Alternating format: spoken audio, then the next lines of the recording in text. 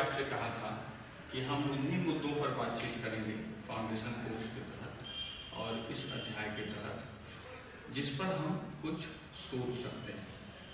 पिछली क्लास में आप ही लोगों में से बहुत लोगों ने मुझे बताया था कि जो दिल्ली की पर्यावरण का मसला है वह 2-3 चीज़ों से संबंधित है। एक तो जो आपने कहा कि हवा बहुत प्रदूषित है। आपने आज समाचार पत्र पढ़ा है, न्यूज़पेपर पढ़ा होगा, तो उसमें एक खबर, 2 खबर बल्कि आई और वो दोनों बहुत चौंकाने वाली है। हालांकि उससे लोग चौंक नहीं रहे थोड़ा सा भी। छोटी सी खबर है, टाइम्स ऑफ इंडिया में भी है और हिंदुस्तान टाइम्स में भी है। जैसा कि आपको पिछली क्लास में मैंने बताया था कि जनाग्रह एनजीओ ने एक सर्वे करवाया था और उसमें हम 7वें पोजीशन पर हैं, 7वें स्थान पर हैं इंडिया सिटी सिस्टम के उनके रिपोर्ट में है। तो आज एक फिर खबर पर पता नहीं आपका ध्यान नहीं गया लेकिन मेरा ध्यान गया है कि कल दिल्ली की हवाएं बीजिंग से ज़्यादा प्रदूषित थी। एयर पॉल्यूशन यहाँ वर्ल्ड हेल्थ ऑर्गेनाइजेशन के हिसाब से, विश्व स्वास्थ्य संगठन के हिसाब से 100 गुना ज़्यादा था। जो उनका स्तर है, जो लेवल है उन्होंने जो फिक्स किया है, उससे 100 गुना ज़्यादा पॉल्यूटेड दिल्ली की हवा कल थी। और दिल्ली के पानी के में अमोनिया का स्तर ऐसे, ये तो पढ़ा होगा आप लोगों ने पेपर में कि 0.2 है। मैं ऐसे ही सूचना के रूप में आपसे शेयर कर रहा हूँ ये कि 0.2 है उसका स्तर जितना होना चाहिए, लेकिन यमुना के पानी का स्तर, उसमें अमोनिया का स्तर 1.1 है। और जिसकी वजह से हवा और पानी, जिन दोनों चीज़ों पर हम लोग बातचीत करते रहते हैं, वो दोनों कितना प्रदूषित है ये आप सोच सकते हैं। इस पर हमारी बहुत बातचीत हुई है कि इसका निदान क्या है। निबंधों में और सेमिनारों में तो बहुत इस पर, और क्लासरूम में भी, सच पूछें तो क्लासरूम में भी इस पर अब बहुत बातचीत हो रही है। लेकिन मैं जानना चाह रहा था आप लोगों से कि क्या है इस समस्या का निदान। आखिर पानी क्यों प्रदूषित हो रहा है। हम बातचीत में, तर्कों में कह तो सब कुछ लेते हैं, लेकिन इसके लिए कुछ करते क्यों नहीं। और अगर हम करें तो क्या कर सकते हैं, इस पर सोचना बहुत ज़रूरी है। फिलहाल पिछली क्लास को ही ध्यान में रखते हुए, चूँकि आपकी ये क्लास भाषा, साहित्य और संस्कृति की क्लास है, इसलिए आपके लिए मैं एक कविता लेकर आया हूँ। आप सब ने बचपन में मछली जल की रानी है और जीवन उसका पानी है, सब ने पढ़ा होगा मुझे लगता है। तो मुझे लगता है कि अब इसको ऐसे बदल देना चाहिए कि मछली जल की रानी है, गंदा उसका पानी है। तो ये जो पर्यावरण प्रदूषित है, इस पर एक कविता मैं सुनाना चाहता हूँ। कविता के बारे में मैं पहले आपसे एक आग्रह कर दूँ कि साहित्य कभी भी ये दावा नहीं करता कि साहित्य बहुत ज़बरदस्त कोई बदलाव ले आ देगा, लेकिन ये ज़रूर है कि एक अच्छे साहित्य को पढ़ने के बाद आप में, आपकी संवेदना में, आपके अंदर कुछ न कुछ बदलाव जरूर होता है। तो मैं चाहता था कि आपको मैं वो कविता सुनाऊं, क्या आप सुनना चाहेंगे। और वो कविता पानी पर भी है ना। और उस कविता का नाम है पानी की प्रार्थना। पर्यावरण का एक महत्वपूर्ण हिस्सा, जैसा आप सबने ही बताया मुझे, कि पानी है और पानी की प्रार्थना है। कविता में पानी ईश्वर से प्रार्थना कर रहा है। और मैं आपको कविता ये सुनाता हूँ और उसके बाद आपसे मैं जानना चाहूँगा कि आपको कहाँ तक छू गई ये कविता और अब आप क्या सोचते हैं इस पर। कि प्रभु शब्द ईश्वर के लिए है। पानी की प्रार्थना है। प्रभु, मैं पानी, पृथ्वी का प्राचीनतम नागरिक, ओल्ड सिटीजन है ना, प्राचीनतम नागरिक, आपसे कुछ कहने की अनुमति चाहता हूं। यदि समय हो तो पिछले 1 दिन का हिसाब दूंगा। अब देखिए ना, इतने दिनों बाद कल मेरे तट पर एक चील आई। प्रभु, कितनी कम चीलें दिखती हैं आजकल, आपको तो पता होगा। कहाँ गई है। पर जैसे भी हो, कल एक वो आई और बैठ गई मेरे बाजू में। पहले चौंक कर उसने इधर उधर देखा, फिर अपनी लंबी चोंच गड़ा दी मेरे सीने में, और यह मुझे अच्छा लगता रहा प्रभु। लगता रहा जैसे घूंट घूंट मेरा जन्मांतर हो रहा है एक चील के कंठ में, कंठ से रक्त में, रक्त से फिर एक नई चील में। फिर काफी समय बाद दिन के किसी तीसरे पहर एक जानवर आया, हकासा प्यासा, और मुझे पीने लगा चबर चबर। इस अशिष्ट आवाज के लिए क्षमा करें प्रभु। यह एक पशु के आनंद की आवाज थी, जिससे बेहतर कुछ नहीं था उसके जबड़ों के पास। इस बीच बहुत से चिड़ै चुरुंग, मानुष अमानुष सब गुजरते रहे मेरे पास से होकर। बल्कि एक बार तो ऐसा लगा कि सूरज के 7 घोड़े उतर आए हैं मेरे करीब प्यास से बेहाल। पर असल में जो आया वह एक चरवाहा था। असल में जो आया वह एक चरवाहा था। अब कैसे बताऊं प्रभु, क्योंकि आपको तो प्यास कभी लगती नहीं, प्रभु को प्यास कभी लगती नहीं कि वह कितना प्यासा था। फिर ऐसा हुआ कि उसने हड़बड़ी में मुझे चुल्लू भर उठाया, और क्या जाने क्या उसे दिख गया मेरे भीतर कि हिल उठा, और पूरा का पूरा मैं गिर पड़ा नीचे। शर्मिंदा हूं प्रभु, और इस घटना पर हिल रहा हूं अब तक। पर कोई करे भी तो क्या करे, समय भी कुछ ऐसा है, समय ही कुछ ऐसा है कि पानी नदी में हो या किसी चेहरे पर झांक कर देखो तो तल में कचरा कहीं दिख ही जाता है। अंत में प्रभु अंतिम लेकिन सबसे जरूरी बात, वहां होंगे मेरे भाई बंधु मंगल ग्रह या चांद पर यहाँ पृथ्वी पर मैं यानी आपका मुंह लगा यह पानी अब दुर्लभ होने के कगार तक पहुंच चुका है। पर चिंता की कोई बात नहीं, यह बाजारों का समय है, और वहां किसी रहस्यमय स्रोत से मैं हमेशा मौजूद हूँ। पर अपराध क्षमा हो प्रभु, और यदि मैं झूठ बोलूं तो जल कर हो जाऊं राख। कहते हैं इसमें आपकी भी सहमति है।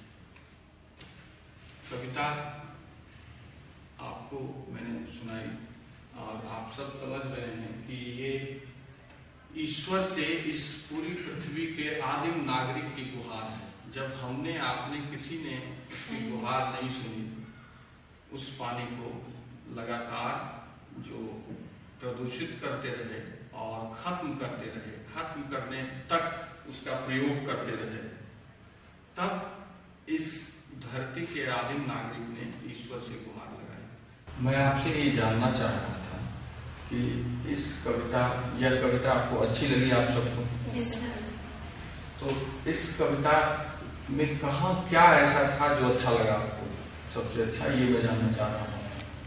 सर इसमें सबसे अच्छी चीज़ तो ये थी कि इसमें मुझे वहाँ पे अच्छा लगा कि यहाँ पे ये बताया जा रहा है इस कविता में कि पानी पहले मतलब कितना साफ था कि सब जानवर आके सब लोग आके पीते थे, लेकिन अब इतना दूषित हो गया है कि मतलब अब ये पीने लायक नहीं रहा, अब इसे ना कोई पीता है और मतलब ये ऐसे ही रहता है। और इसमें ये और कहा गया है कि मतलब अब पानी जो है कम होता जा रहा है ना। आप बताना चाहते हैं? यस सर, मैं ये कहना चाहती हूँ इस कविता में ये बताया कि पानी सबके लिए जरूरी है, चाहे वो जानवर हो या मनुष्य हो या पशु हो या पक्षी हो या पेड़ हो या पौधे हो, हर चीज के लिए जरूरी है। एक पेड़ अगर सूखा है, अगर उसे थोड़ा पानी मिल जाता है उससे खिल जाता है। अगर मनुष्य भूखा है और उसे अगर थोड़ा सा ही पानी मिल जाता है उससे इससे इतना आनंद आता है ना कि कुछ कह नहीं सकते। सबसे अच्छी बात क्या लगी ये मैं जानना चाह रहा था आप लोगों से इस कविता में। इस कविता का मेन उद्देश्य ये था कि मतलब मैं एक गाँव का रहने वाला हूँ और जिस तरह से यहाँ सबसे बड़ी समस्या ये होती है कि जल का स्तर हमेशा नीचे चला जा रहा है, तो हम इसके लिए सबसे ज़्यादा जिम्मेदार जो है सिर्फ हम ही, क्योंकि जिस कॉलेज में आज हम बैठे हैं उसके चारों तरफ घास का एक नाम नहीं है। पार्क को अगर छोड़ दिया जाए, हम जिस ट्रैक पर चलते हैं वहाँ भी पक्का है। क्या अगर हम लोग ये भी तो चाह सकते हैं कि अगर वो घास का बना हुआ हो तो जो बारिश का पानी हो जो घास में पड़ेगा तो जो जल स्तर नीचे जा रहा है उसकी वजह ऊपर आए। लेकिन हम तो क्या सोचते हैं कि नहीं, अगर गांव में हम सिटीजन जाएंगे तो उस कीचड़ को देख के बोलते हैं नहीं गंदा, हमें साफ रास्ता चाहिए। एक तरफ तो हम बोलते हैं कि पानी खराब मिल रहा है और दूसरी तरफ बोलते हैं कि रास्ता गंदा है। तो इसका मतलब ये हुआ कि जिम्मेदार तो हम ही है उस चीज के लिए। तो मुझे ऐसा लग रहा है कि ईश्वर की अदालत की एक कार्रवाई में आप शामिल तो हो पा रहे हैं। मूल बात कविता में आप ठीक समझ रहे हैं, ये तो है ही, लेकिन पर्यावरण, हमारा पर्यावरण आप सब जानते हैं कि वो चाहे चिड़िया हो, जानवर हो, हम सब उसमें शामिल हैं। और पर्यावरण इसी सब की निर्मित है। और इस पर्यावरण में जो असंतुलन हो रहा है, उस असंतुलन को हम सब समझ नहीं पा रहे, चाहे वह अपने अंदर के कचरे की वजह से या बाहर के कचरे की वजह से। और आप सबको पता है, अंत में आपने कविता में देखा कि यह बाजारों का समय है। ऐसा समय है, बाजारों के समय का क्या मतलब होता है? उपयोगितावादी समय।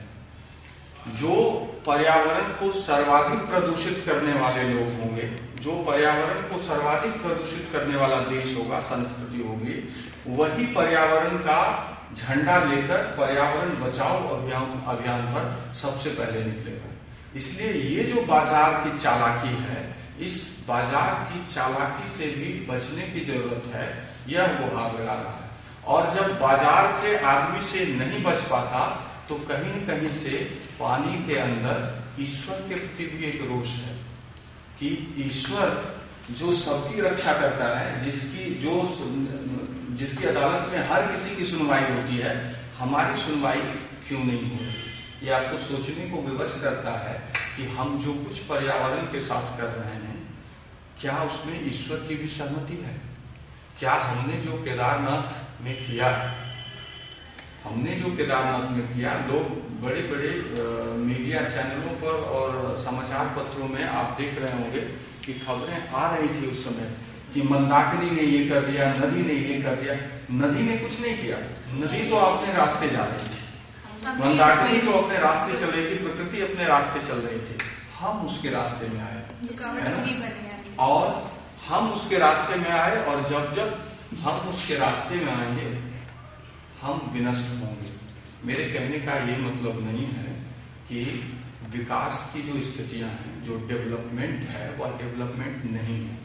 शहर ना बने, बड़े बड़े प्लेटफॉर्म और बड़े बड़े बाजार ना बने, लेकिन ऐसी स्थिति को आपने सुना होगा कि सस्टेनेबल डेवलपमेंट, जितनी प्रकृति भार वहन कर सकती है, पर्यावरण जितना भार वहन कर सकता है, उसी दिशा में विकास करें तो अच्छा होगा। बिल्कुल सही कहा आपने, लेकिन मैं जिस तरफ आपका ध्यान ले जाना चाहता था कि निश्चित रूप से आप सब समझ रहे होंगे कि ईश्वर की अदालत में पानी जैसे आदिम नागरिक की गुहार है, और ईश्वर के पास कोई भी तब जाता है जब उसकी गुहार कहीं न सुनी जाए।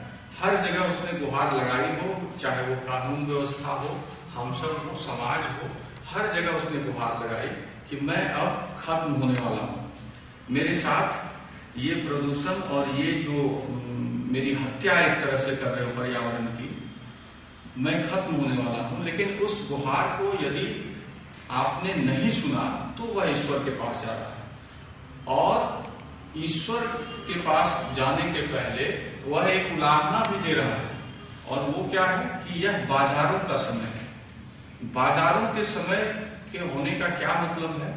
बाजार आप सब जानते हैं कि उपयोगितावादी सिद्धांत पर आधारित होता है, और बाजार एक ऐसा उपक्रम है जिसके बहाने तमाम तरह के अत्याचार प्रकृति और पर्यावरण पर किए गए हैं। जिन लोगों ने सबसे ज्यादा प्रकृति का, पर्यावरण का दोहन किया, जिन लोगों ने सबसे ज्यादा प्रकृति और पर्यावरण को विनष्ट किया, वही सबसे ज्यादा गो ग्रीन का नारा देने सबसे आगे आ जाते हैं। आप सबको पता होगा, आप जानते हैं कि अमेरिका जितना विकसित देश है, तो वो अपने प्रदूषण की क्षमता के लिए दूसरे देश को कुछ पैसे बकायदा देता है विश्व कोष के तहत कि आप अपनी क्षमता कम रखो, लेकिन हम तो इतना ही प्रदूषण करेंगे अपने पर्यावरण में। तो मेरे कहने का ये मतलब है आपसे कि ये जो पानी है, इस पानी के बहाने पर्यावरण के तमाम उपादानों से बात हो रही है कि वो चाहे चिड़िया हो या पेड़ पौधे हो, पत्ती हो, वो सब मर रहे हैं। और वो मर क्यों रहे हैं? क्योंकि हम उनको समझ नहीं पा रहे, और हम उनकी क्षमता से ज्यादा उन पर भार दे रहे हैं। और उसका एक नमूना पिछली क्लास में भी हमने बातचीत की थी, केदारनाथ में आपने देखा है ना। और केदारनाथ में क्या हुआ था केदारनाथ में ज्यादा कुछ नहीं हुआ था, प्रकृति की तरफ से कुछ नहीं था। प्रकृति तो अपने रास्ते चल रही थी, नदी अपने रास्ते चल रही थी, पानी का बहाव अपने रास्ते था।